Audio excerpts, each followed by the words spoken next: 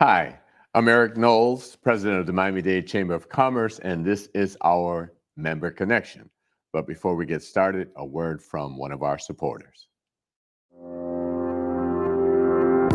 At Convey, we're not only dedicated to solving today's biggest challenges facing healthcare organizations, we're also committed to predicting and planning for tomorrow's challenges by uniting a family of companies.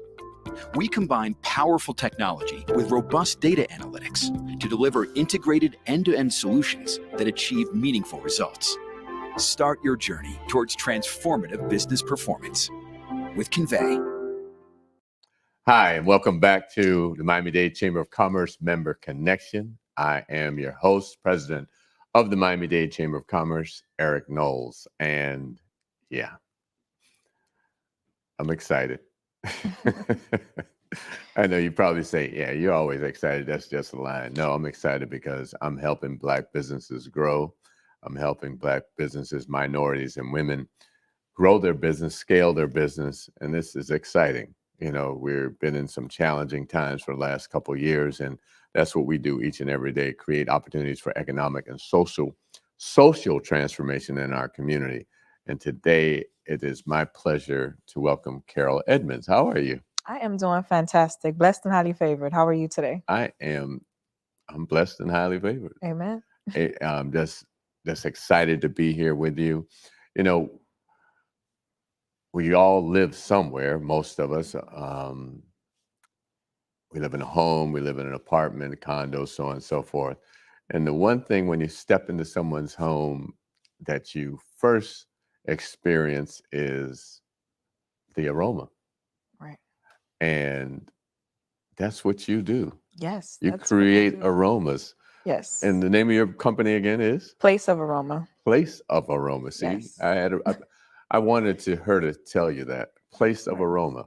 And it's nothing like stepping into someone's house and you smell this wonderful smell. Mhm. It's something that attaches to your memory. Correct. A scent has a lot to do with psychology. Okay. Yes.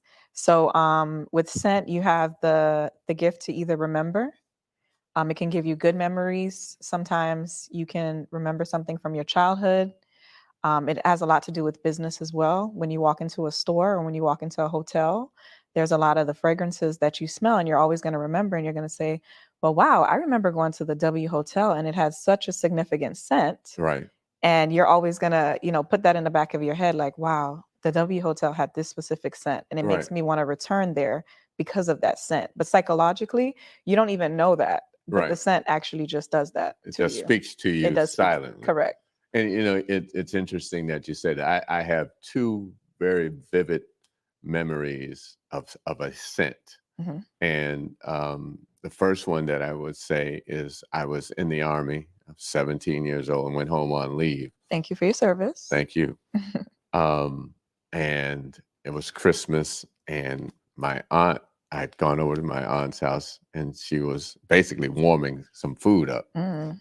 And it had a particular scent. Wow. And I was like, is that what I think it is? Because it was something that she cooked from time to time. Right. And it was, and I just talked about this the other day with some friends. So yeah, the scent, the olfactory, as I say, is quite, it's a great thing. Correct.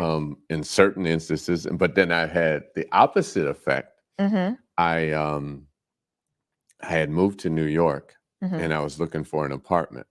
Oh.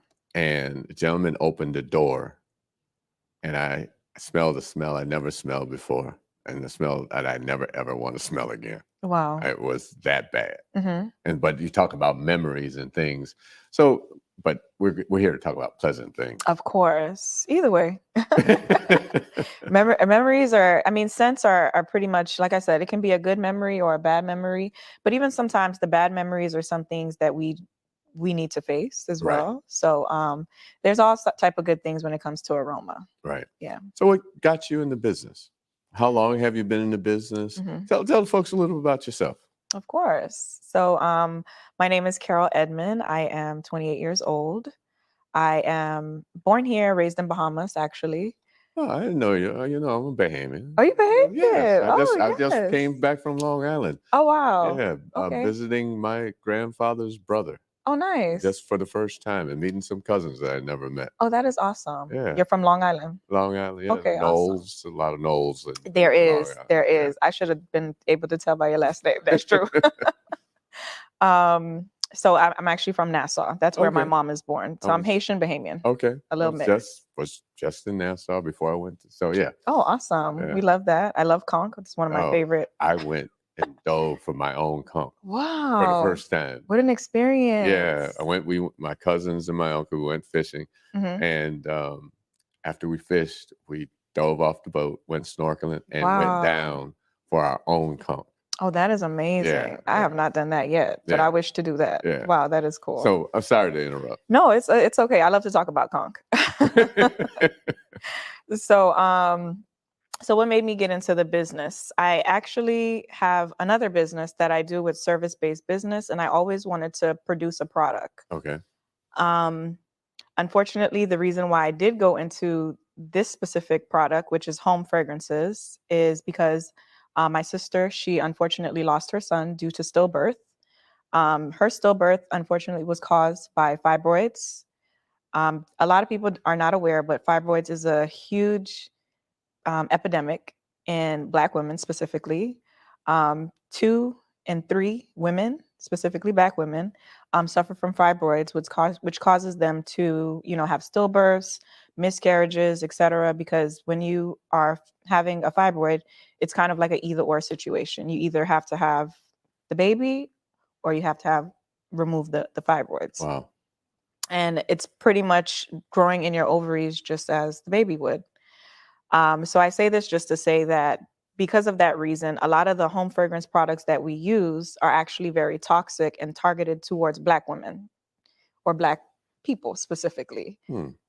They're at a low cost. A lot of the times in our community, we aren't aware of these. So I just wanted to really tackle a product where we spend the most time at, which is our home. Mm-hmm. So I decided to tackle home fragrances. We love fragrances. Like you said, aroma is something that you're always going to remember. You're always going to want to smell it. When you walk into a Target or a Bath and Body Works, you're automatically like, oh, I want to take this home. I want to take this scent home. Right. So like I said, I wanted to go ahead and tackle something that we are familiar with, providing us with something that's natural, less toxic. The specific chemicals that cause the fibroids is paraben and sulfates. So these specific chemicals are synthetic chemicals that are put into the fragrances. So that's kind of really the main reason why I wanted to go ahead into home fragrances products, to just encourage the community really to change our lifestyle. Right. It's really needed, especially when we are the back burners that have to, deal with this at the end of the day. Right. Yeah. I love candles. Mm-hmm. Have several in my bedroom and throughout the house. Mm-hmm. And I've always been intrigued, about candles. There's something about candles and soap making and candles. Right. For some reason, I think they're somewhat similar, but They I'm are. sure they are. Yeah, they are actually. See, I didn't even know that. Yeah, they use the same fragrances, the same oils. The only thing is, the only difference is obviously the soap. You can actually use maybe actual organic carrots. With the candles, they're using the extract from the plants, so it's a little different. So you can make soap out of carrots. You can, yeah. I got carrots growing in my yard. You got to come over and teach me how to. Oh, do for that. sure, you could blend them up. You can do a lot. Okay, so anyway, let's go back. I want you to tell our audience what's the process of making a candle. And I know we talked, and I want to thank you for being on our Tuesday Zooms, and we talked about Mm-hmm. the fact of having a class in candle making. So can you talk about what that process is? Of course. So with my process of creating the candles, we use coconut soy wax, which is pretty much from the coconut meat and the soybeans that you would normally use. I got a lot of coconuts in the yard. So yeah, we can dig them up through the meat. Coconut has meat. All you got to do is pretty much pick it out, blend it up, and you've got yourself some wax. Okay. So yeah. And then from there, once we have that that wax, we can go ahead and melt it, and we add our fragrances. Okay. Some of these fragrances you can, like I said, they have the synthetic ones. I personally do not use the synthetic ones because, like I said, I know the importance of using it and not using it. Right. So from there, you pretty much just add the fragrance. I guess I can go into full detail with the Yeah, degrees and please. everything. Yeah. Okay. So when you're making it, you always want to heat up your coconut wax to I do it to about 200 degrees. Okay. From 200 degrees, you want to wait till Now, about. is that in the oven or is there a specific? So there's two ways you can do it. You can do the double boiler method, which is recommended if you're not like really a candle maker, just for you to do something at home. You can get a pot, get a stainless steel container, put the wax inside that stainless steel container. With that pot, you're also going to put in some water. I suggest boiling the water before you put the stainless steel in, because if you're going to put it in at the same time, that means it's going to just be boiling at the same time. And sometimes the water can, go a little crazy because it's boiling hot water. So from there, like I said, you'll heat it up to about 200 degrees, wait until about 180, 190 degrees to add in your fragrance. From there, you'll mix it for about 2 minutes. You'll mix in the fragrance to make sure that you can blend it in very well. If you add in the fragrance too hot, you'll lose the scent. You burn it off. Yeah, basically. you'll burn it off. So that's very important to make sure that you're paying attention to when you add the fragrances. And even if you add it too late, you can always reheat it again just to add that fragrance, as recommended, just so you don't have to throw anything away. And you can actually do that with some of your candles that you may reach all the way to the bottom and you're like, wow, what am I going to do with this? You can reheat that again, because I would hope it's in a glass container. Right. If it's in a glass container, then you can just reheat that again and probably add up all your other candles and make you a new candle. Okay. So for those of you who've been throwing out, you get down to about that much and you throw them out. So you just learn that you could save that, melt it down, and start over again. Exactly. But there's one other thing you got to have there. A new wick. 2 new wicks, actually. So yeah, that's the only thing. And you want to make sure that it's a cotton wick. Okay. There are lead and zinc wicks, which are obviously not good for the human body. Right. So you want to make sure that you're using cotton wicks. I highly recommend that. So typically we'll just wait for a little bit now, because we want to wait till it cools down to about 130, 135 before you pour. Okay. So now we're going to get to the containers. The containers, personally, I prefer glass because it's reusable and it's sustainable and it's better for the environment. Right. So from there, you want to make sure that you can clean it first. You can clean it with alcohol wipes or pour a little bit of alcohol in your napkin and just clean it up. You can use 1 or 2 wicks depending on how big the container is. Mm-hmm. From there, you need a wick sticker. Some people use a glue gun. A wick sticker. Yes. Okay, what's a wick sticker? Literally what it sounds like. So what, you're sticking it in the bottom of the glass? Is that what you're doing? Or so you have the option of either sticking it at the bottom of the glass or sticking it at the bottom of the wick and then putting it just inside the container. So that's that little metal thing? Or correct. That's the wick sticker. Yes. Okay. So now I Yes. get okay. But some people use glue guns, like I said, so they can use either the glue gun or the wick sticker. I think the wick sticker is more efficient, so I prefer to use that one. Once it's cooled down to about 135, we can pour. Once we start pouring, I suggest leaving it for about 24 to 48 hours to cool. And once it's already cooled, we're ready to burn. Wow. We are ready to burn. That's your lesson in making candles. And remember, got to, glue down your wick sticker. Yes. Because it can definitely, if you're not using a good tool to keep your wick down, it can float to the top. Okay. And then you lose your candle. And you might have to just redo everything again. Okay. Or reheat it, the method that we said. Yeah. So again, we've been talking about having a night or a day candle making. How many persons can you have in a class and be efficient? I've learned about 20. I've Really? tried 40 before, but that was a bit overwhelming, and that was with kids. So I would definitely say 20. Okay. Mhm. And I guess it doesn't matter whether it's a Saturday or Sunday or evening. How long does the process take? Give or take, the process itself can take an hour, but the cooling can take another hour. Okay. So during that hour, I suggest to mingle, Mhm. network, depending on the environment that you're at. If it's just friends and family, Right. you can eat, have a nice wine, whatever it is. If it's a networking event, that would be the perfect time to just network and mingle with the peers. Right. Right.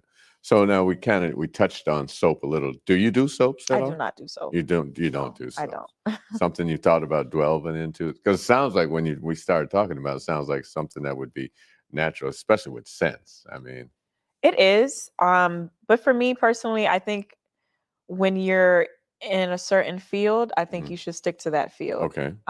So I do the home fragrances, which meaning I do wax melts as Okay. well as the candles. What's a wax melt? So the wax melt is pretty much a wickless candle. Okay. So if you're someone like me, I may sometimes forget to take out my forget to burn a take out the blow out the candle. Okay. Well, for me, we don't blow out the candles. We just snuff it. Right. So if you forget to snuff out your candle for, let's say, with the wax melt, you can just actually put it on top of a wax melter Okay. and you can leave it for hours. Okay. 2 So days if you'd like. that's where. Well, I guess it could be two. I'm thinking I've seen the containers where they have maybe a little flame and they're heating up. That's not the wax melt. That's something different. So there's different type of wax melters. They have the ones with the flames, they have the ones with the little tea light candles, and then they have one that's just a light, kind of like Okay. a mini stove in a sense. Okay. Those ones, like I said, it's just a fireless candle. All you have to do is put the wax melt there, and it's gonna scent up your whole home, your office, whichever place you'd like. So, if someone wants to get in touch with you to learn how to make candles or Mhm. to obviously purchase from you, how can they do that? You can definitely check us out on our website, which is www.placeofaroma.com, or you can email us at help@placeofaroma.com. Or you can give us a phone call as well, 305-699-5060. Okay. Well, again, this has been the Miami-Dade Chamber of Commerce Member Connection. You learned about candle making today. If you want to get in touch with the Chamber, go to m-dcc.org, or you can call the Chamber at 305-751-8648. We look forward to you tuning in. See you next Monday. Today, I stand before you, a proud graduate of Miami-Dade College and the 5th president of the Miami-Dade Chamber of Commerce. I'm honored to return to the college that prepared me to become a leader in our community, providing an education second to none. So I'm asking you to please tune in every Monday at 12 noon to the Miami-Dade Chamber of Commerce's Member Connection, as I interview members of the Miami-Dade Chamber of Commerce on our Facebook page at Miami-Dade Chamber of Commerce or our YouTube channel, Miami-Dade Chamber of Commerce. To learn more about the Chamber, please go to m-dcc.org or call the Chamber at 305-751-8648.